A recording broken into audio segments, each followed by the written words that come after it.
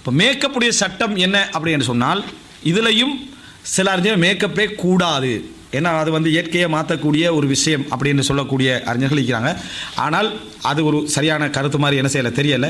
அளவான மேக்கப், அதாவது ஒரு பெண்ணுடைய அது நிலைமையை தலைகீழாக மாற்றாத, அதாவது இவதான அவன் சொல்லித்தர, அதாவது முழுசாக உதாரணமாக ஒரு அல்லாஹ் தஆலா நிறம் கருப்பு வெள்ளை இந்த நிறமெல்லாம் அல்லாஹ் தஆலா கொடுத்துருக்கக்கூடிய ஒரு நிறம். நம்ம வந்து அதை வந்து யார் யாருக்கு எது பிடிக்குதோ அவங்கவுங்க அதை திருமணம் முடிச்சுக்கிட்டு போகிறாங்க.